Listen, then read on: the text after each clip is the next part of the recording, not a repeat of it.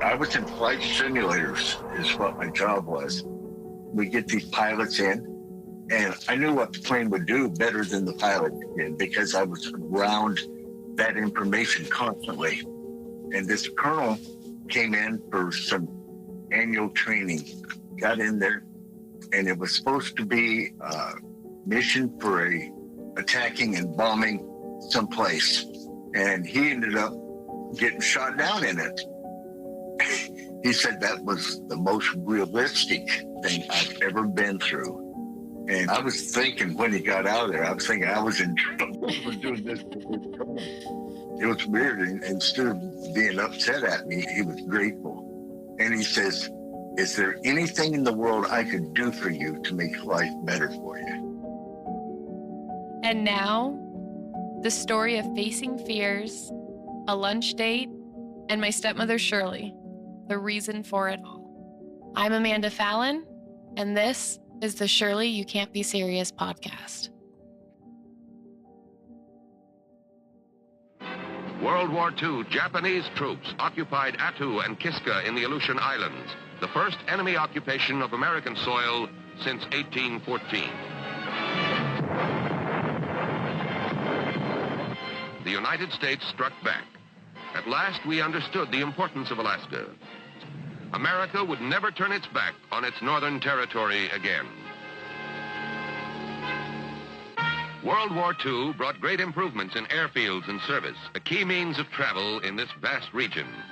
It also brought radio range stations, an increase in mapping and coastal charting, and Alaska's first road system linking it with the states.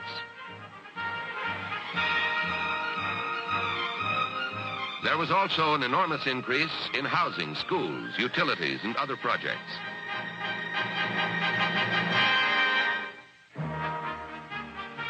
And most important of all, 300,000 young men of the Army, Air Force, and Navy came to Alaska, many of whom would return to live permanently in the territory after the war.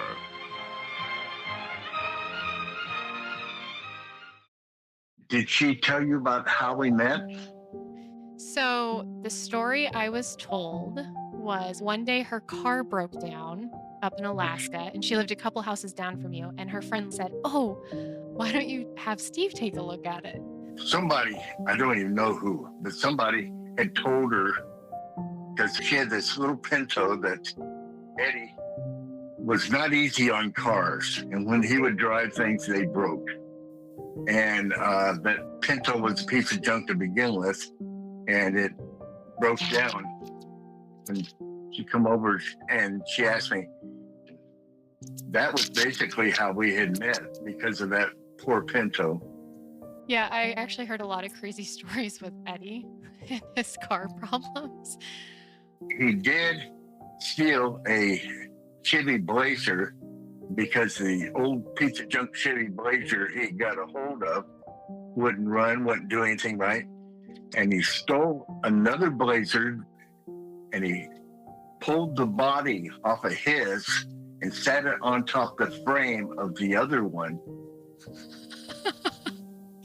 So it looked like that was, yeah, I got it all fixed now. Oh my gosh.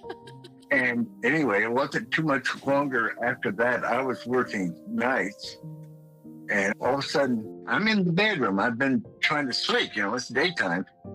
And in comes about 3 or 4 police officers. They just broke in looking for Eddie. And I had no idea what was going on. Anyway, he got in a little bit of trouble from that. Yeah, actually, Shirley wrote about that in her journal. Got a call at work from Steve. He was awakened by the police beating on the bedroom door. They broke into the house with a search warrant to search Ed's belongings for stolen truck parts. They found stolen tires, parts, and confiscated both of his trucks. Ed, Joe, and Butch had found an abandoned truck that had been ripped off and proceeded to rip off the rest of it. Ed has an appointment with the police investigator tomorrow morning. I was so confused about that. I had no idea what was going on. I can't even imagine. Yeah, it wasn't pleasant. Yeah, I bet. Well, and it sounds like Eddie was not the easiest teenager either. He had some problems. Him and his buddies. I was eating lunch with the guy at work. I didn't know the guy, but he's talking to me about this, that, and the other thing. He's out there. He said, you know what happened? somebody broke into my truck the other day and stole my shotgun.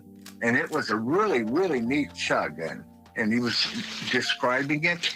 And just about the same time, Eddie was talking about, we got us a gun for so-and-so, one of the other kids. And we bought it for him for his birthday present. And everything started adding up in my head. And I demanded to see that shotgun. Saturday, October 8th, 1983, Mike brought gun over, still real upset about the situation. Steve got more information on the gun. It wasn't the one that was stolen. The shotgun I saw was the one that had been stolen. Eddie. So I had two choices of, because I didn't know this guy, this other guy, basically sending Eddie to jail over, it's just, so I took the cheap way out and told the other guy, no, I looked at the gun, it wasn't the same one. It was. Never saw it again. I hope they got rid of it. I would have loved to have had them take him to the guy and apologize to him. But yeah, Eddie, they weren't a gang of kids. They were kids that just didn't have the right direction given to them at the time. All they had was Shirley, and Shirley was at work most of the time. And they just pretty well did whatever 17 or 18-year-old boys are going to do. Is he doing good now? Yeah, so Eddie still lives in Tucson, so he's not too far from you. He, what's he doing nowadays? He kind of got into maintenance, like for apartment complexes, but he's doing okay. How about Corinne? Corinne, I don't want to speak for her, but she just became really distant. So nobody has really seen or heard from Corinne in a while. We did tell her about Shirley, and we reached out to her and told her when the funeral was and stuff. But yeah, I can't really give you an update on Corinne. It's okay. Well, I hadn't heard anything about any of them for close to 40 years. So. Yeah, so I know Shirley, gosh, when I was interviewing her and just recording her stories, early on back in 2018, she spoke a lot of going and visiting you up in Florence. She was a saint about visiting me up there in Florence. 1 week a month, they would let the visitors bring food in, and they would all eat at picnic tables out in a covered area. Yeah, she talked too that she told me she used to run a ministry for a lot of the wives at that prison. So she'd get together with some of the wives and they'd have Bible studies. I'm not sure I remember that. Yeah, she said it was really, really hard. She was really torn. She was just super honest with me when I was collecting her memories. When she made the decision to divorce, because she had said, she says, you know what? I'm going to stay with you. I was in the unit in Tucson at the time in a visitation, and she told me, she said that she had decided that it might be best to get divorced. And you know what? At the time, I felt betrayed when she told me she was going to divorce me. But as time went on, I thought, yes, that's exactly the best thing for her that she should do. Because there was nothing I could contribute for. It sounds like she hung in there for quite a few years, and then I think it just got to her. It don't matter now because the best thing. The one positive thing that came out of that was she got to be my stepmom. Sorry. No, that's okay. I got through I guess I'd say the pain of it all quite a few years ago. And it really irritates me when I can't remember things. Someone will ask me something, just hold off and say, hey, I have trouble remembering certain things. Leave me alone and it'll come back in a few minutes. And it always does, but it's not the easiest thing. Hopefully you remember a lot of your time with Shirley then. Oh yeah, probably all of it. Did you know that Alaska was probably her favorite place she ever lived? Well, I'll tell you what, I absolutely loved Alaska. What brought you to Alaska? I was in the military, Okay. and I've always been kind of an outdoorsy person. And I was in Phoenix, then I got transferred to Idaho. And it's got the big, beautiful mountains, and it's really nice. And so I was up there for about 3 years, and I did something that turned out to be a real favor. I was in flight simulators, is what my job was. The Alaskan Air Command is the largest component of our armed forces in the state. It is the hub of Alaska's defense against air attack. At regular intervals, simulated attacks are made to test the response and fighting readiness of Air Force interceptor squadrons from Elmendorf and other bases, including Air Force and Army search and rescue efforts in Alaska's vast inland region. The Rescue Coordination Center at Elmendorf keeps busy the year round. I would do maintenance on them, and I would also do instructions on them. We get these pilots in, and I knew what the plane would do better than the pilot did because I was around that information constantly. And this colonel came in for some annual training. He wasn't part of our base, but he came in for this annual training, and he got in there, and it was supposed to be a mission for attacking and bombing someplace. And I knew exactly where to put the enemy weaponry and everything in there that made it very hard to get through there. And I gave him the toughest mission you can imagine. And he ended up getting shot down in it. And he popped out of there, and he almost jumped over the side, which would have hurt him because it was about 12, 14 feet high. And got out of there, and he was in his jumpsuit and all. He was soaking wet in sweat. He said that was the most realistic thing I've ever been through. And he says, I want to thank you. And I thought, man, I was thinking when he got out of there, I was thinking I was in trouble for doing this to this colonel. Anyway, he said that he had been shot down in Vietnam. And he had gone through all kinds of training and psychological stuff. And he says, I thought I was completely over that. He said, and you brought it right back to life for me.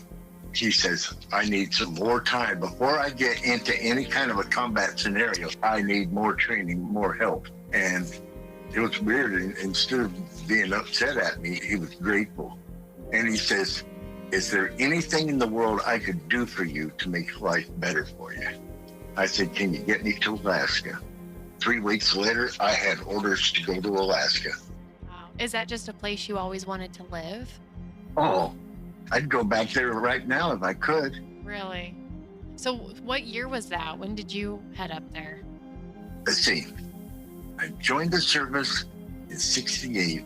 I was in Phoenix 73, then from 73 to 76, I was in Idaho. The first trip to Alaska was 76 to 79. And this was before I met Shirley. Okay. So the second trip up there was, 79. Okay, 1980, went back up there because they sent me back down to Idaho again. I was only there a year before I managed to get back up to Alaska. And this time it was for 4 years. So it was 80 to 84. Then I met Shirley somewhere between 81 and 82. I think you guys were married in November of 1982, according to her journal entries. That sounds right. Yeah. It definitely was November. Yep, she's got lots of journal entries. You know what? I should bring the journals with me, and I can read, or you can read some of the entries when we meet up. Okay. It might spark some memory too. Oh yeah, there's one. I'll share this one with you. Sunday, January 8th, 1984, Steve missed church to watch ball game. I hope God will forgive him. I don't know what game that was. I don't either, but I'll bring them down with me. They're kind of, I'll mark them too where you're mentioned. So, well, I'll let you get to the Super Bowl. I do look forward to meeting you in person. Okay. Yes. Thanks for calling. Yeah. Thanks for talking to me and not thinking this was too weird. It was definitely out of the blue, but I didn't consider it too weird. Okay. Enjoy the game. Talk to you later. Okay. Okay. Bye. Bye-bye. The day finally came. We chose a location in Arizona to sit down with Steve Skaggs. February 15th, 2025. What just happened? I just met the guy that I've been so scared of my entire life. Yeah. Who? I stood literally face to face with him and just shook his hand. Where did he just go? He went out to his truck to go get a bunch of photo albums because he brought pictures. And we made my dad follow him out to his truck. Maybe have the mic a little bit closer up here, if that's okay. Hello. Yeah, Yucaipa's the town I was raised in. Which is 150 miles away from where I was raised. Because you were Blythe, right? Yeah. Okay, I was thinking Blythe and Needles both Oh, Needles. were. Needles is gone. Did you know that? It's a real ghost town now.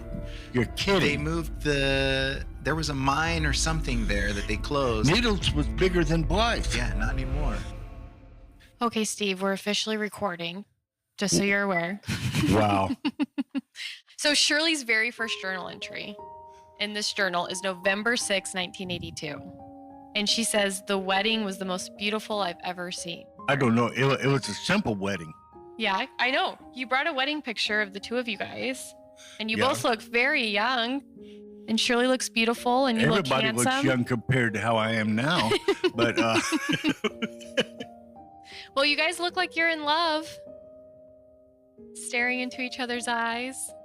yeah, I look at me in that and go, who is that? Shirley looks like Shirley.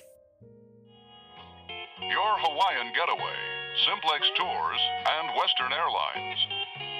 Quality tours for the budget traveler. Daily departures, first-class hotels and accommodation. Aloha, your airline in Hawaii.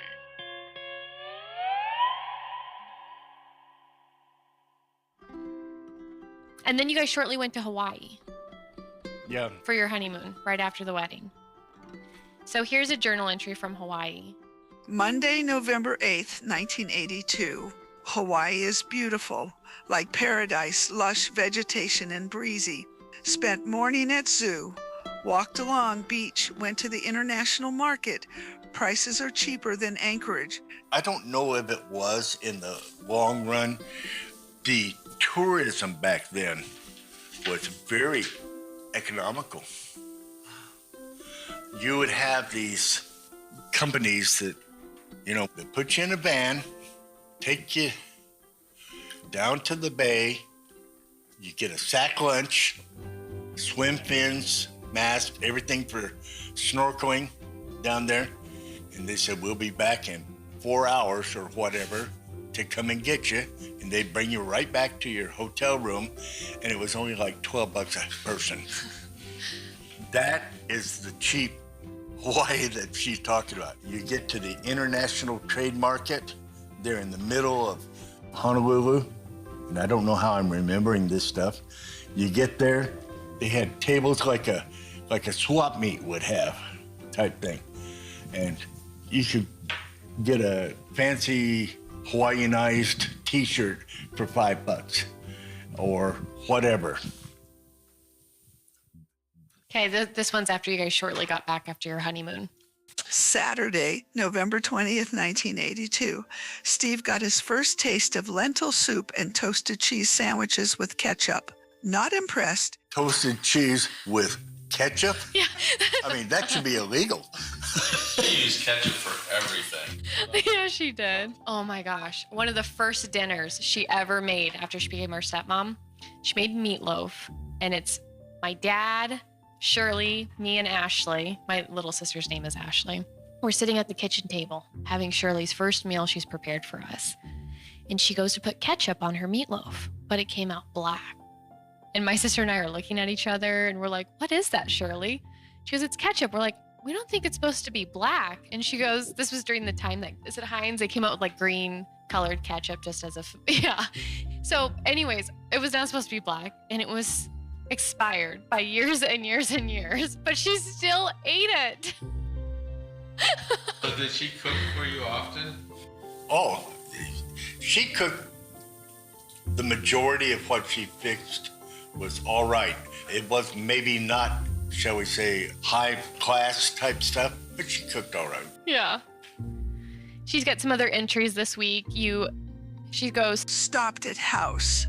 Linoleum and tub wraparound are installed. Cabinets are ready to be put in. so you guys must have been building a house at this time period. We got a house that was being built. Yeah. She said it was beautiful. It was nice. You get off the divided highway and the off-ramp road goes down and the business part of town was right there. But where we go farther right and it went up a nice hill and that was a nice part of town there. And the nice thing about our house is we had on the lower floor, we had a double garage and it was an oversized double garage. And from there, you go out back of that and you go in and there was a big family room down there. Eddie had his private bedroom so that human beings wouldn't bother him. Then you go up the steps there and we had a nice living room, kitchen, dining, and then in the back we had 3 bedrooms up there and 2 baths up there. And it was a nice house. Okay, let me find another one. Steve helped Coraine with algebra. Steve studying for flight instructor rating. Called for post office box. 1-year waiting list. Well, I don't really remember too much helping her with her homework, but I know that she needed it. Saw Coraine's report card, 4 Fs and 2 Ds. Having electrical problems with dryer. Steve spent more time at circuit box. Looks like problems at pole. We lived in a little sort of it wasn't a full cul-de-sac, but it was sort of like a semicircle deal there. There was a house there, and then ours was here. There was a light pole right in the middle, and I don't remember if she came to the door or if I saw her coming or whatever. She had got just about to the beginning of that cul-de-sac area, and her tires are spent. She could not move right out in the road there. She says, Steve, you're going to have to find some way to take care of this. And I looked at it, I thought, well, this sounds a little crazy, but I I had a big heavy rope, tied one end of it to the pole, because everything was just glare ice. Took the thing, managed to get to her car, tied off to the front bumper of the car, hobbled back over to that power pole, and pulled her car all the way to the power pole, then tied it off. Here's one about the animals. Tuesday, March 22nd, 1983. Signed up for Japanese cooking class. Almost lost Chrissy. Wolf started to attack and Sugar followed. Chrissy sat there and hissed at them. Had lunch with Maxine and Sue. Sue moving to Juneau. Who's moving to Juneau? Sue. Do you remember a Sue? No. I'd probably, if I saw a picture or something, I'd probably remember. Chrissy was funny. Chrissy was a cat, right? Yes. She was a ball of white fur. Oh. I had no use for her. She could have been a cockroach as far as I was concerned. But Chrissy decided, of all the people in the house, she loved me. I'd come in during the summer and I'd go in the house and I'd flop down on the bed for a while. Chrissy'd come in the door, doop, boop, up on the bed, doop, doop, doop, right up on my chest, and just lay there. And I've got to where I like the cats now, usually because they're about the only company I have in the average day. Well, did Chrissy grow on you? Did she grow on me? Yeah. Did you end up liking her?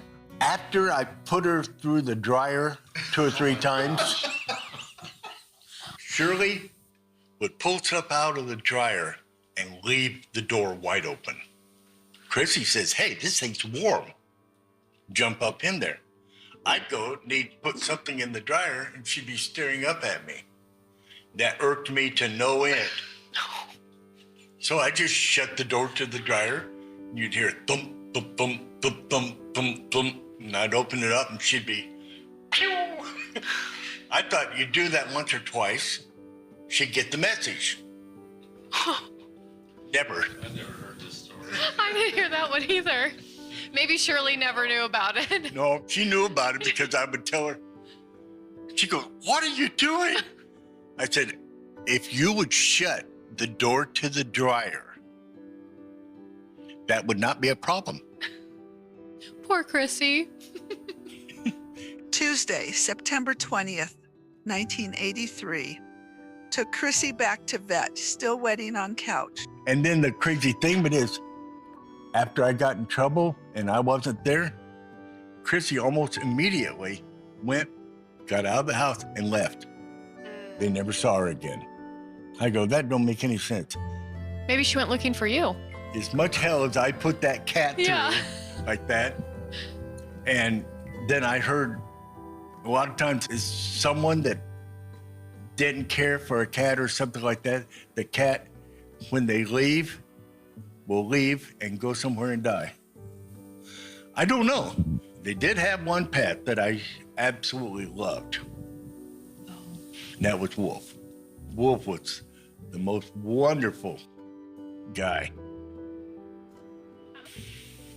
Even though, here I got a wolf with teeth this long, and he's got those teeth right through the calves of my leg, and he's growling. No fear. What he's doing is he's telling me not to hurt the kids. He is protecting our kids. And I tell him, okay, I'll leave him alone. I won't hurt him. And he'll immediately let go and just happy as could be. Probably the only reason we didn't get destroyed was the wolf dog. Literally. And it broke my heart when he got full of cancer and stuff, and I had to take and put him down. Yeah, you had to put him down when Shirley was out of town, right? So it was just you? Shirley loved Wolf too, right? Oh. How could you not love Wolf? He was a great character. Now, Buster, the male cat, he might as well been a piece of ceramic. He had nothing to do with anybody. And she would feed him and all that. That's about all I'd ever see of him.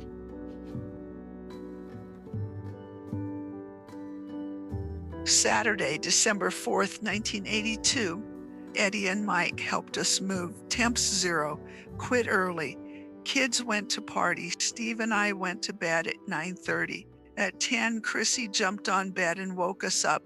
Got up, put her out, settled. Heard Chrissy and Sugar fighting. Jumped up, gouged foot on mattress spring.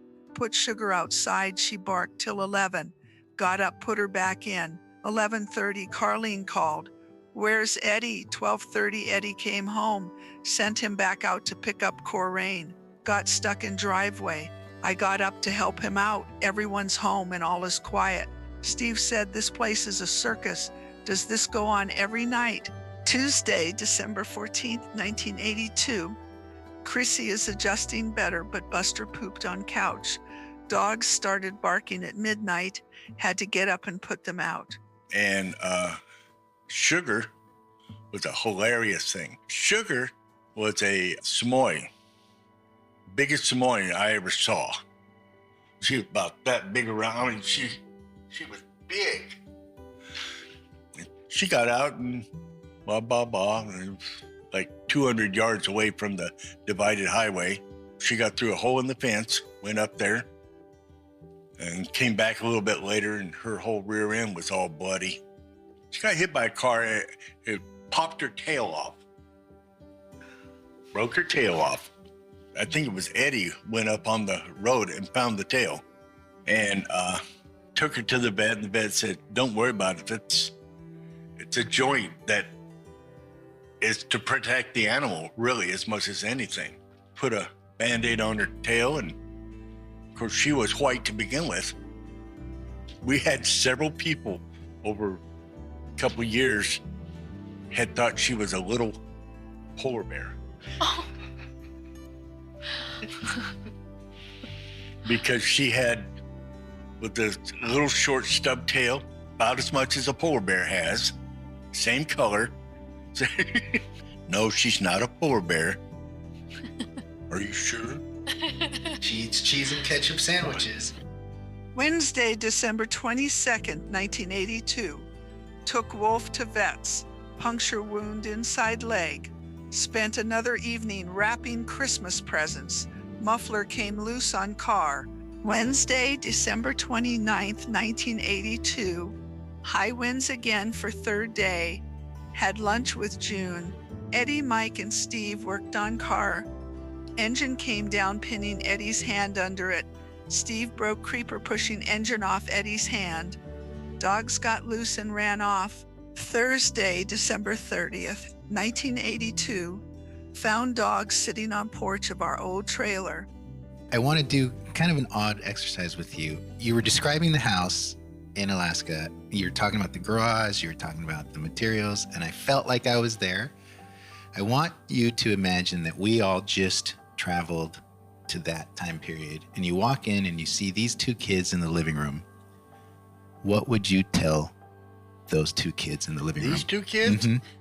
What are you doing in my house? Yeah, that's kind of amazing because that's half of my life ago. But you can tell them anything you want from anything that you know.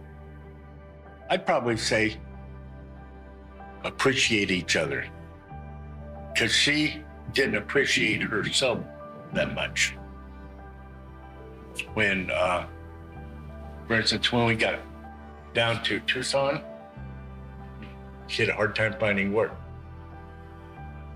And she'd come up to me, just kind of crying. She says, I'm not helping. I'm sorry. I can't. I'm trying. I said, don't worry about it. You'll be just fine. And we're making it now. We'll be a lot better off. And it wasn't long till she had work.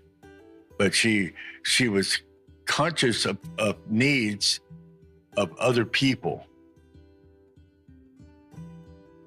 That was a strong point with her. Steve, what would you say to those two You'll kids? be okay. Well, just what Steve said. Enjoy each other, love each other, and grow old with each other. Sunday, April 17th, 1983. Steve had first experience ushering at Kingsway. He was the most handsome usher there and did a very professional job. She was very prejudiced.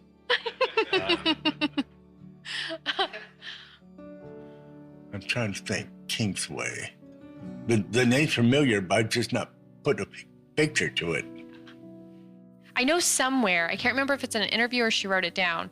She said once you guys got married, you went to church with her all the time. Yeah. I went to church with her from the beginning. March 18, 1984. Visited Church of God to hear Rudy speak. Dynamite sermon. He got so carried away, he even jumped off the floor. Then we were blessed to hear the one and only. But the story of the lost son is what I want to dwell on. And that's one of the great problems in America at this hour, runaway young people. Right here in Alaska, there are many people that have run here from other parts of America, hoping to find purpose and meaning here. And many of them end up on drugs, or they end up in a suicide or something else, running away from home. And the Bible is filled with stories of runaways. Went to dinner with the Billy Graham Crusade. You that have been watching on television, you can make that commitment with these hundreds of people that are coming here in Anchorage tonight. It's my prayer that you'll do it now. And be sure and go to church next Sunday.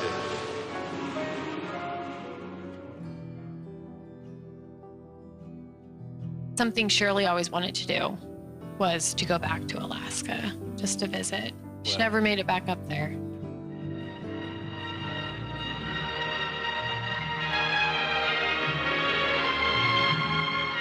Until recently, Americans have thought of Alaska as an area of Arctic winds and sub-zero cold.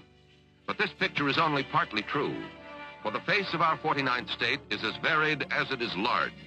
Steep mountains fall away to rivered valleys and sweeping plains. And though much of Alaska is rocky and barren, there are also nearly 1 million acres of fertile plains, which during the almost endless sunlight of summer produce healthy crops.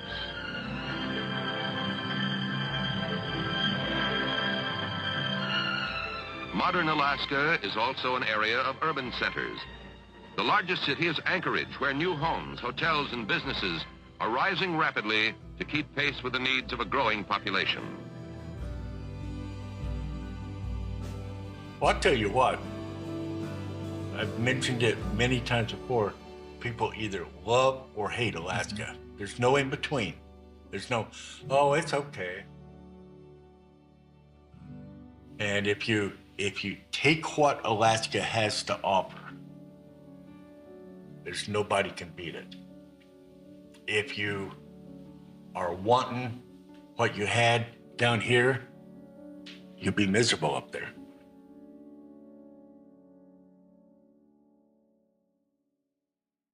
I mean, I had simple little things that I'll never forget that I enjoyed up there that you're not going to find anywhere else.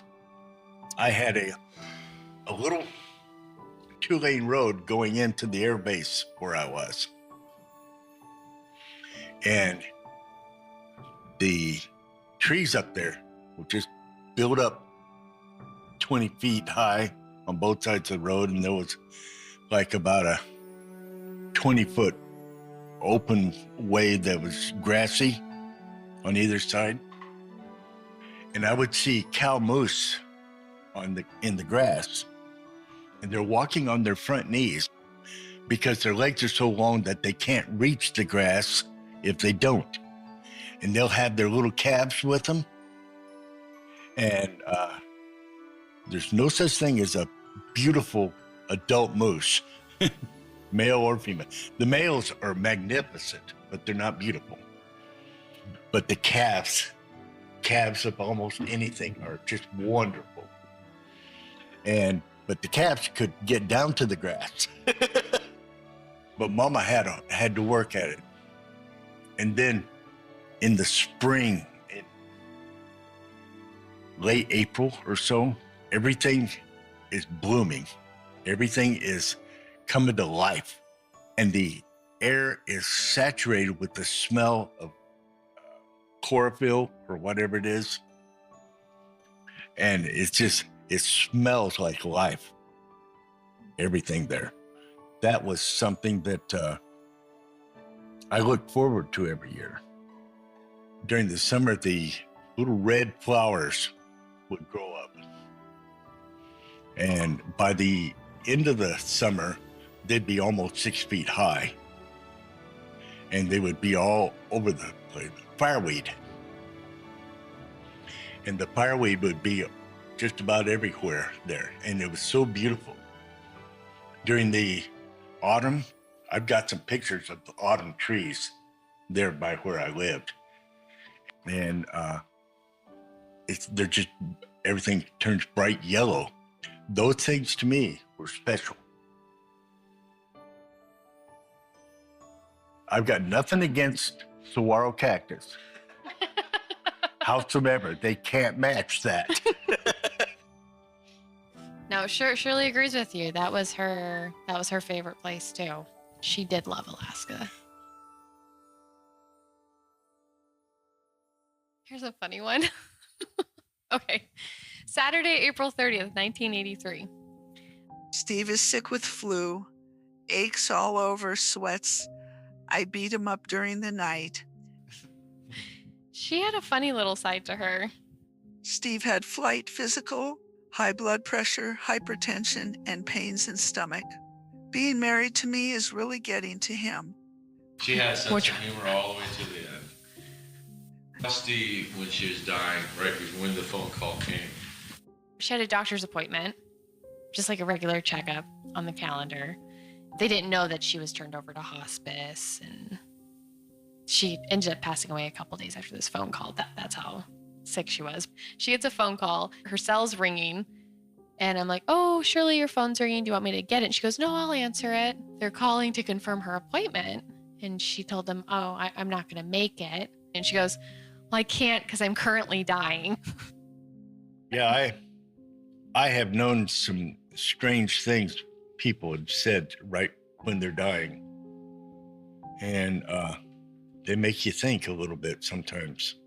Sometimes that we know things that we can't know. My brother, he was dying of cancer and all, and I made a couple trips out to be there with him and with his wife during this time. The second time, I got there to the back door and got let in, and he had a bed there in the living room because he couldn't go up and down the stairs anymore. And he was laying there, and I talked to his wife for a minute. He goes, "Hang on a second, Steve." And she goes, "I think he's gone." And he had just died. He died less than 5 minutes after I got there. It's almost like he was waiting for you. That's what everyone says. It says he might not have been conscious really, but he says a lot of times people will sense when somebody's there that's going to take care of matters and that it's all right to go. And with my brother, it was that way. Were you close with your brother? At times, yay and nay. Yeah. As a kid, nay. Saturday, October 29th, 1983. Steve's brother Mike and his wife came in to see us. I like them both. Mike isn't a monster after all. He's really funny and enjoyable to be around. I got along with him real well the last few years he had. And we talked about things from childhood to everything. I mean, as kids, we didn't have anything, but it was enough. My dad died when I was 7, and my mom had a hard time, but she had a hard time her whole life because she grew up during the dust storms of Oklahoma and all that stuff.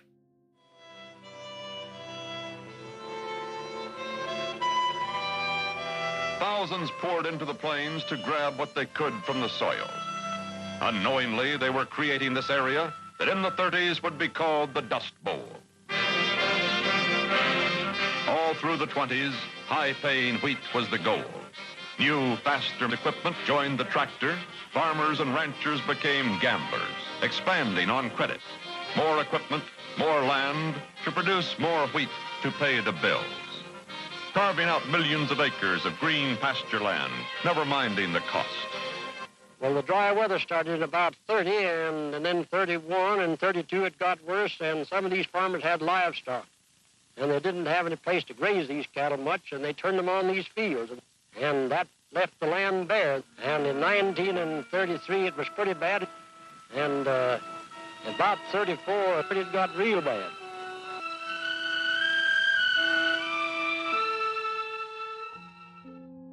She was Noki, and they were part of the thousands that evacuated Oklahoma and went to California. She had to work hard and didn't have a whole lot her whole life, but she could cook. No, she could do anything she wanted to. She cooked, she sewed my shirts for me. She did all this stuff because she couldn't afford to buy them. She'd find some scrap material and get one of the patterns out. A day later, I'd have a new shirt. And she was really good that way. And I didn't appreciate my brother because he was a rowdy teenager in the 50s. And feeling himself a man, the teenage boy feels entitled to act as he believes older men do. But all too often, his behavior becomes a sorry reflection of the moral laxity which he has observed among adults of his own community.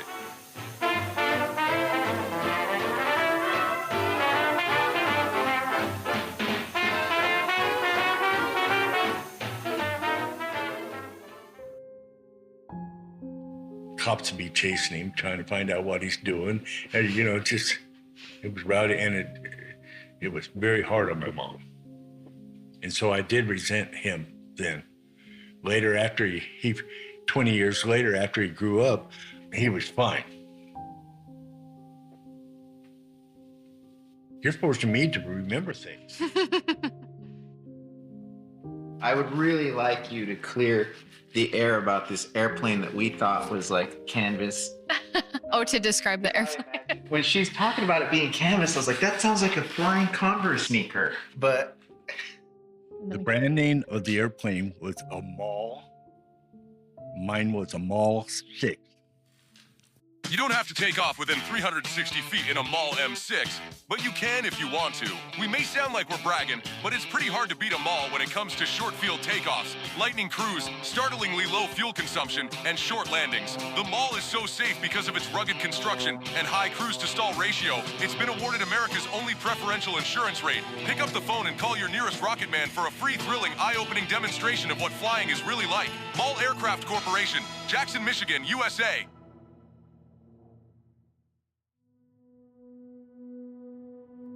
And it seats 4 passengers, 2 front, 2 rear.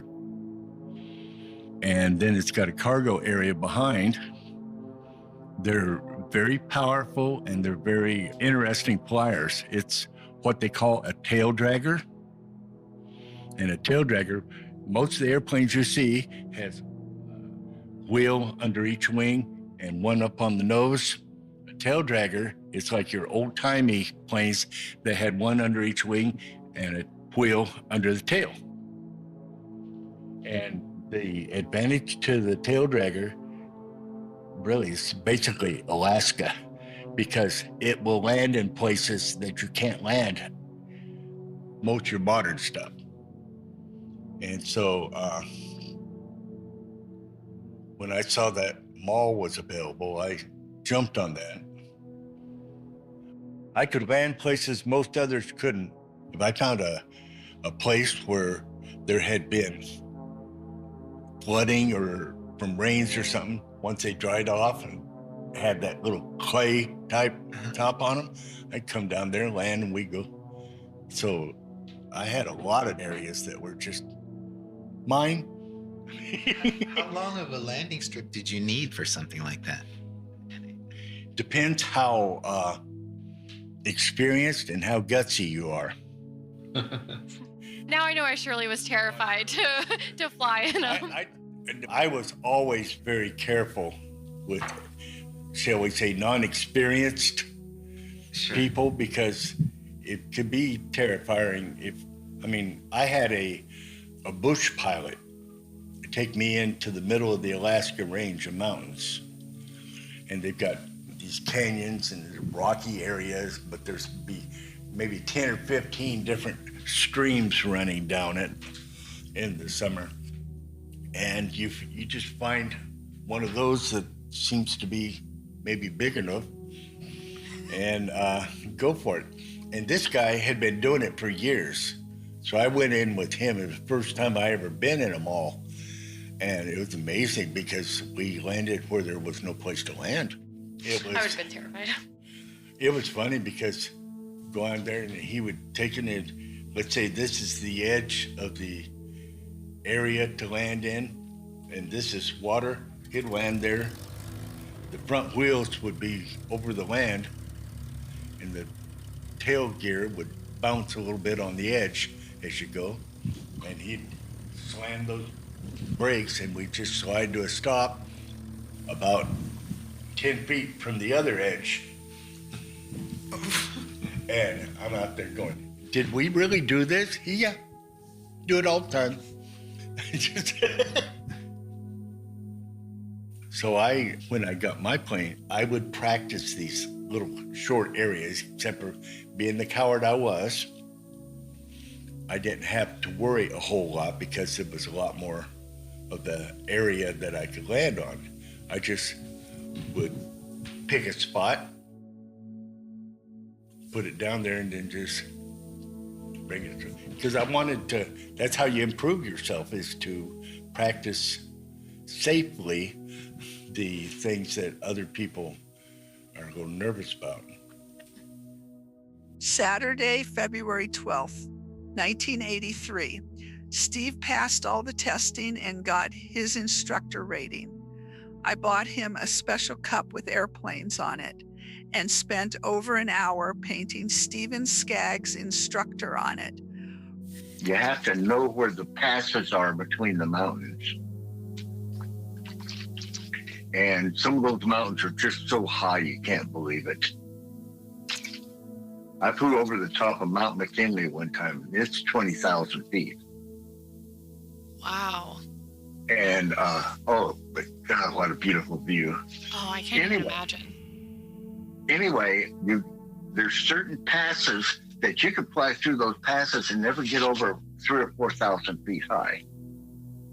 But if you get the wrong one, you're liable to get into a box canyon, and they're narrow enough there's just no way to get out of it. Oh, that would be scary. So you got to know what you're doing. I got thinking, if I ever got in a box canyon, I need to figure some way to get out of it. And so I spent a couple of hours out in the flats doing maneuvers that would allow me to come back out the same way I had gone in, and I got it figured out to where it's really pretty easy if you do it right. Saturday, February 19th, 1983. Put Steve's new instructor's cup in the dishwasher, and all the printing I had painted on washed off. I took Corinne and Eddie.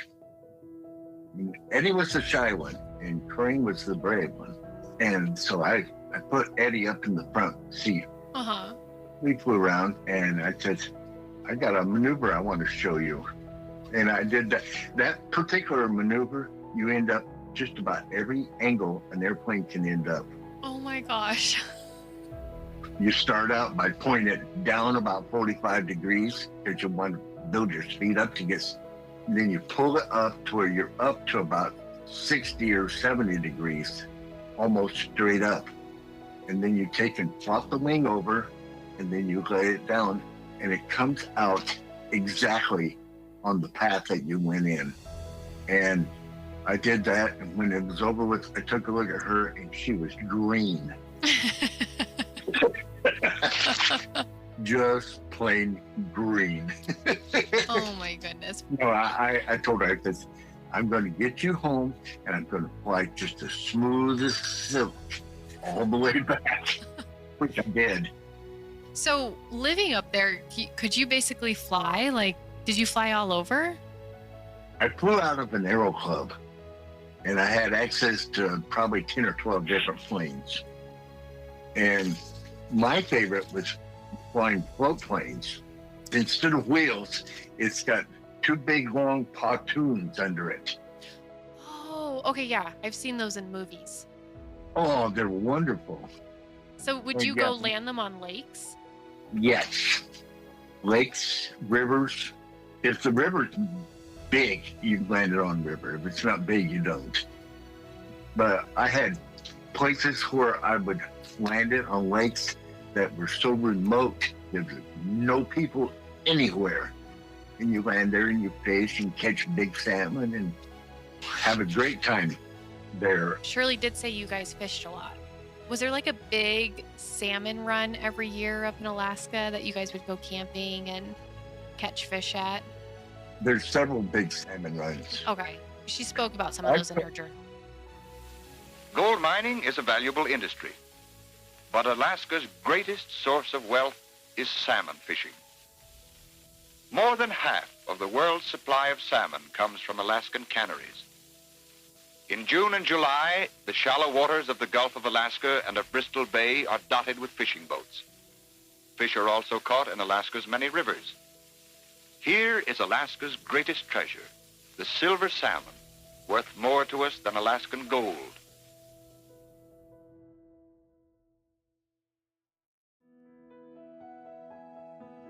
We would do outdoor things together quite a bit, but we used to go fishing after the pink salmon up there. She had her fish before I got in the water. Which one of the five of us had the hardest time? Which one? Eddie. Actually, I could see that. And I know he got frustrated because little Leslie was about this big and she was doing fine. Leslie did something that cracked me up one time. I took Dan and her down to a place called Russian River to do some salmon fishing over the sockeye salmon, and they're tremendous fighters.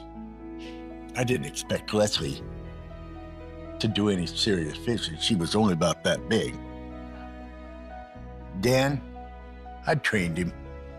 He had a good chance. And I got there, got my rig hooked up, his. I don't know if he did it or if I did it for him. But Leslie, I just had an old junk rod with a junk reel on it. But I put that drag about 1 million pounds where nobody's going to pull off of it. And I just put her in a place on the other side of the big tree where the sand went right to the water, and it was really shallow there in case you fall in. I figured it was safe for her because she wasn't going to catch anything. About 10 minutes after we got there, I had a nice salmon like that. I got him up on shore. I was getting ready to gut him. And Dan had one or two on that he didn't land. Pretty soon he's going, "Dad, what? Leslie thinks she's got a fish. She just hooked up on some brush or something." I continued. A minute later, he's going, "Dad, I really think she's got one." About that time, my stuff goes down, and I go out there holding on for dear life. The fish can't get away because of how tight the drag is. She's managing to stay upright. I look at that and I go, this salmon is trying its best, and they're tremendous fighters. It's trying its best to get away, and it would go up as far as the line lengths would allow, and then it would curve around until it got to the bank on this side, and then it would spring out that way and go. It was making half circles. What are we going to do here? I thought, I got an idea. A couple times it's bounced on this particular spot on the upper side. I'm going to wait there with the net. It comes back, I'll scoop it up. Leslie, you got your fish. And that's exactly what happened. Oh, she was so proud of herself. Oh, the fish was about this long, she was about that long. And Dan hadn't got a fish yet. Now Dan's having to work. He got one a few minutes later, but yeah, she got that. And we got pictures of the three of us with the three fish, right? And And the kids are all pointing and saying, Dad, yours is the smallest. Yeah. That's just how it is. Yeah. And when I went to visit them a few years ago, I asked her, I said, do you remember that? Blah, blah, blah. And she says, I sure do, and I'll never forget that. And she was just a little snot at the time, and that was a treasure for me. Those are a lot of my good memories. Yeah. And when the kids do great, that makes them better. In Idaho, I used to always take him fishing with me. I'd catch my limit. He'd catch one fish, but that one fish was always bigger than any one I had. It was funny. Every time it would turn out that way. I loved my outdoor stuff, and I did too much of that. Shirley was a fine girl. She would have been true to me till the moss turns pink, and that was my fault.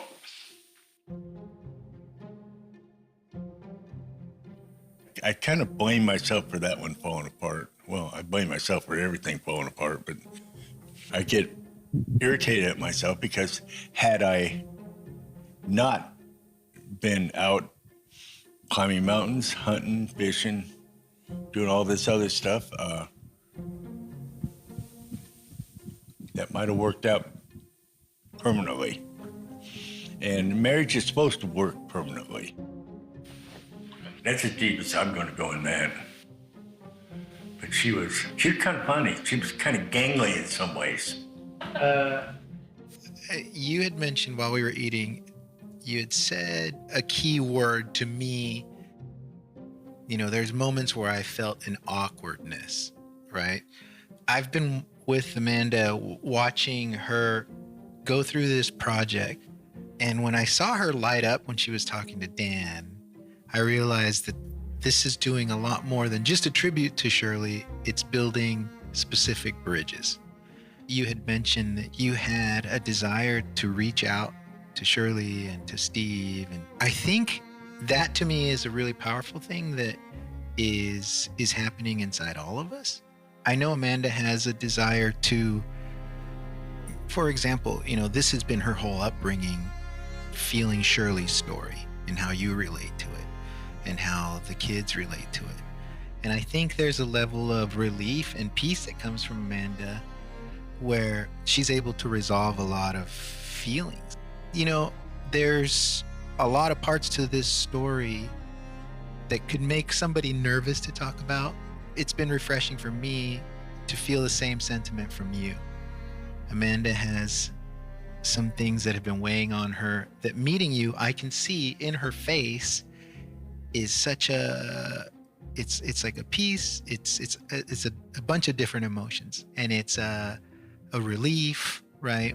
I know that in some of these tapes and Amanda speaking, Shirley had also felt scared and nervous about you losing contact with her. And I wish she was here for all of us to talk. And this is a very neutralizing thing. It clears a lot of different things in the air to sit and visit with you and hear your stories.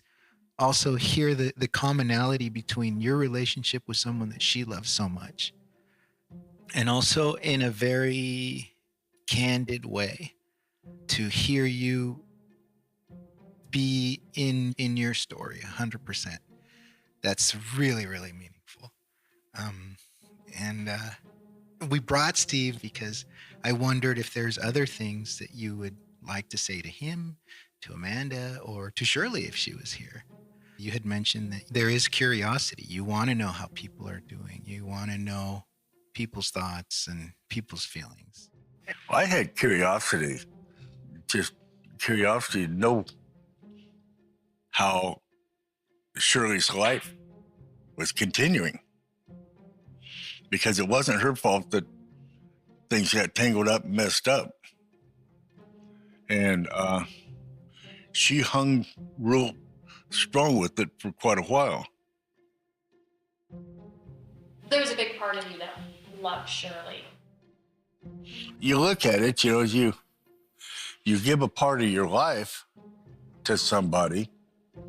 It's nice if you can, because it's a two-way street. It always affects both people.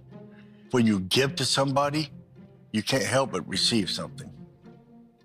Just like you're receiving by what you're giving right now. And that's good. That's a good thing. We were meant as human beings to, you might say, take care of each other. And I have never met you folks before, and yet I see so much love and so much positiveness that it's very rewarding. Even this Californian.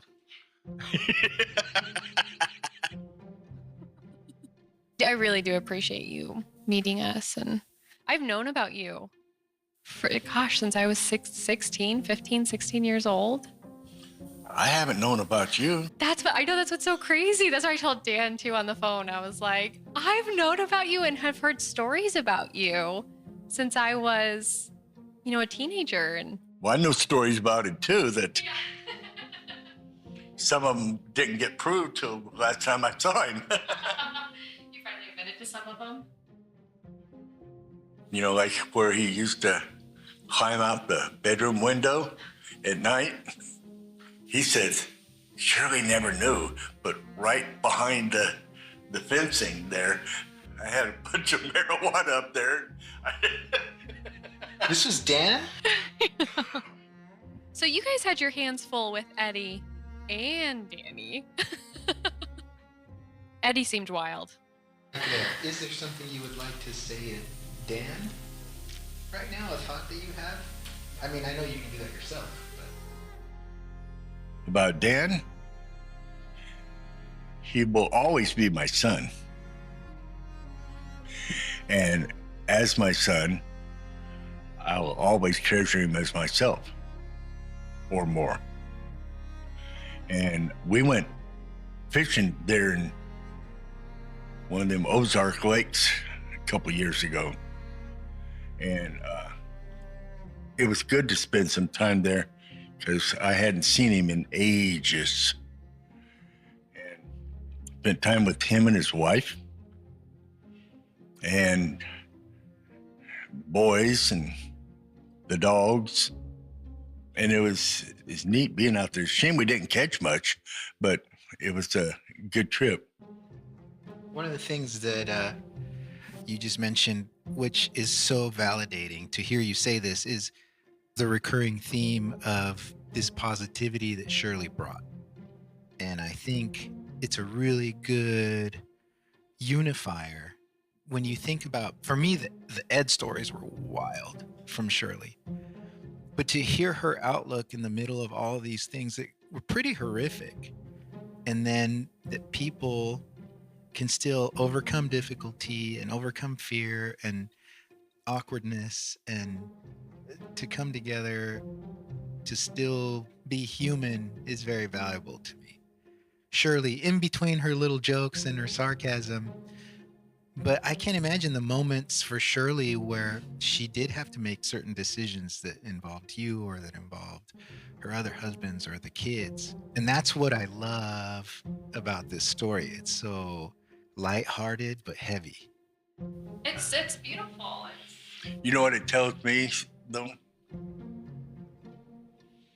This is a great honor for Shirley. But we need to take a look at people we're familiar with, people that we care about, everything, and honor them while we've got them. Yes. Because they don't necessarily know that we're honoring them now.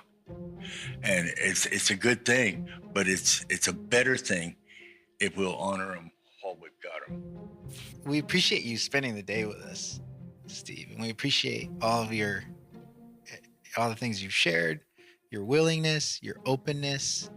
I knew in my heart that Amanda's so disarming because she's so genuine and so caring, and this is her passion project. And we've thrown a lot at you today, and I want to know if you have any questions for us and just other things we haven't thought of to ask you that you can. Well, there's a few surprises here.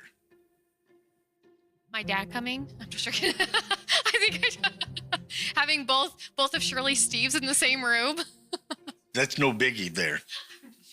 But a few surprises because you saw some things in Shirley that I didn't necessarily see. And everything was positive. And that's really good. But it's a few things for all of us to learn. I know I'd be a lot happier about it if I was 40 years younger, just how it is sometimes. But the positive is so much better than the negative.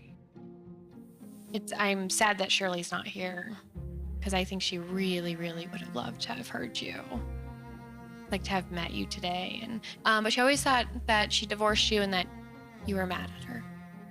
I think she would have loved to have heard you today say you wanted to know how she was doing, or I think that would have meant the world to her. It's nice to know that she had so many people that felt so high about her. Everybody should have somebody that thinks that they're all right. Yeah. I mean, I had a lot of years where not very many people were thinking very high on me, but there was a reason for that. I wasn't thinking very high on me either for a while, but I'm just, if I can make somebody happy or comfortable, or more than anything, just about to feel worthwhile, that's what I'd like.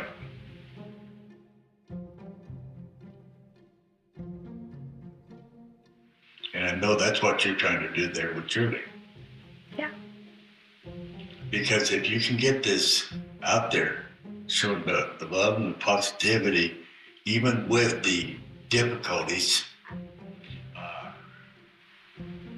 it will affect somebody's life. Yeah, and I think it has this underlying message of just like love and hope, and not everything is the negative. There's so much positive.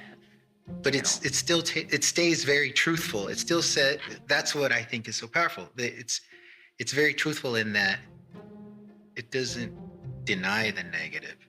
Like, it doesn't deny the dark spots in the story, but it's the positivity still prevailed. And, the courage is still there.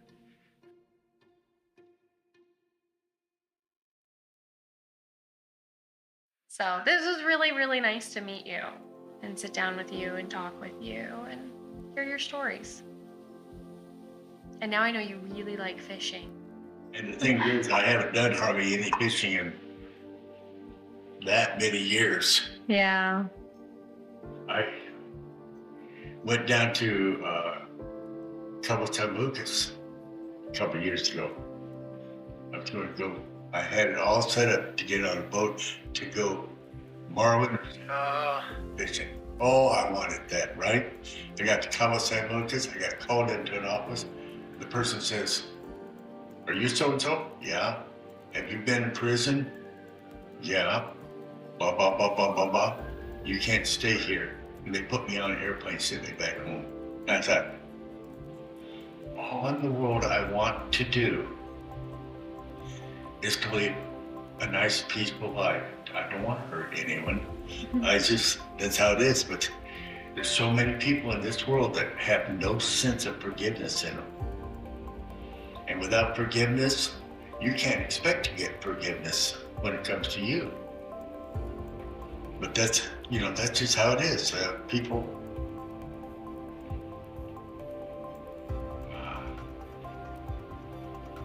all they can see is the weakness in everyone else. I've got plenty of my own. I don't need anyone else's. I've actually been wanting to call you for about probably 4 years. And I just never thought it was the right, I don't know, it just felt weird. I'm like, how's he gonna, this random girl calling you? Yeah. Okay. And you mentioned this earlier too, like kind of along the same lines of just life is so short. We don't know how long any of us are gonna be here. And it's important to do the stuff while you can. And I think there was a sense of urgency in me that was just like, I'm doing it. I'm not waiting anymore. I'm calling Dan, I'm calling Steve, I'm just gonna call him, I'm gonna call Leslie, I'm gonna call, because I knew none of you guys knew about me, but I knew about you guys. Are you okay if we put these pictures? Yeah, I gave it to you. We spent 5 hours with Steve Skaggs that day. A day I had replayed in my mind for more than half of my life. We exchanged stories of Shirley. He filled in some of the gaps I had only imagined from reading journals. Sitting with Skaggs was an event that I had dreaded, but I knew was necessary. I was taken by surprise at so many thoughts and emotions I never imagined I would have in the moment, feeling this reality that whether any of us felt his sentence had been just, in so many ways he had lived consequences for his actions, and continues to do so. Not knowing how I'd feel as we sat together, and discovering a different side of human interaction, feeling compassion and understanding, maybe even finding a resonance in the things he said. Even with my mind filled with some of the images that have haunted me from his actions, I was able to face him and talk to him and feel that he is also a person in this sphere we're all trying to navigate. It was humbling and sobering. There was a humanity that suddenly was associated with a perceived monster from my childhood, a villain who was suddenly relatable and susceptible to injury. I had just sat in front of him for hours. I faced him. I was no longer scared. He told us he recently had a heart attack. My chest was this big, and they helicoptered me to Phoenix Heart Hospital. And I don't know how in the world I get so lucky sometimes. I had the 2 top heart physicians in the state of Arizona working on me that night. Try to save your life. Yeah. Duh. And yeah, it was pretty amazing. And I spent a week, maybe 8 days there the first time, and then they brought me back in to do some more work on me. And what they did, they put 6 stents in there. You know how they do stents? Yeah, it's making me I know. just thinking about, Did they like slice you open? through your leg, don't they? Right through there, right next to the crotch. You want them to be real careful. And then they, Yeah, they. Oh my God. I'm trying to remember the name remember the name of the artery there. But then they guide the thing all the way up to the spot they need. And they did that 6 times on you? Yeah, 6 different ones. The second time, they slit my throat on both sides, and my carotid arteries, they slit them open, scraped them out because they were completely clogged up. Hey, I didn't care for it either. You were sleeping though, weren't you? No? Oh my God. No, that one was kind of painful. One of the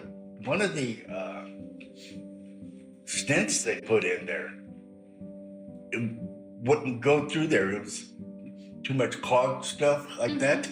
He's out there, and he's pushing and pushing. I'm awake, and I'm going, that kind of like hurts. He goes, well, I'm sure it does, but I got to get it done. He's like, I'm saving your life. Yeah, and he ended up taking a mallet and pounding it in there. I probably would have passed out. I'd have liked to pass out.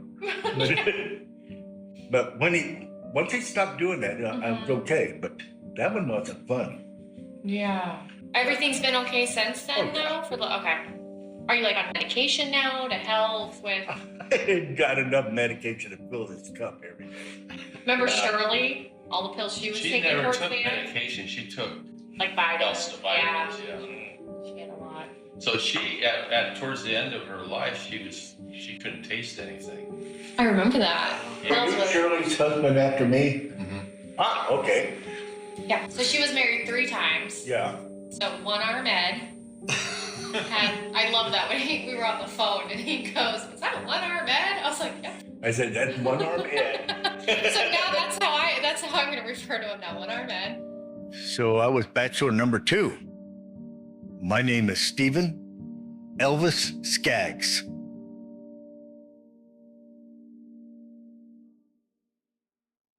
Were you there the day that she died? I was there the morning that she died. Tell me about that. So the morning that she passed away, which was September 12th, 2023, I went into the room so my dad could go take a shower. It was probably 6 a.m. And I sat with her and I'd just given her some morphine and she wasn't really opening her eyes very much, but she had closed her eyes. And I was like, okay, she's resting peacefully. So I left just for a minute to go make some coffee.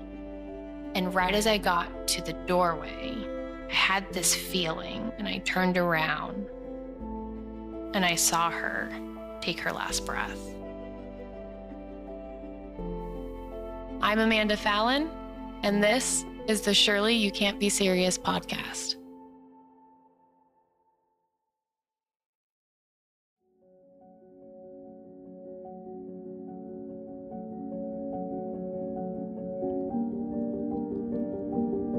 Stay tuned for more bonus episodes and visit us for more content on deadseriousmedia.com.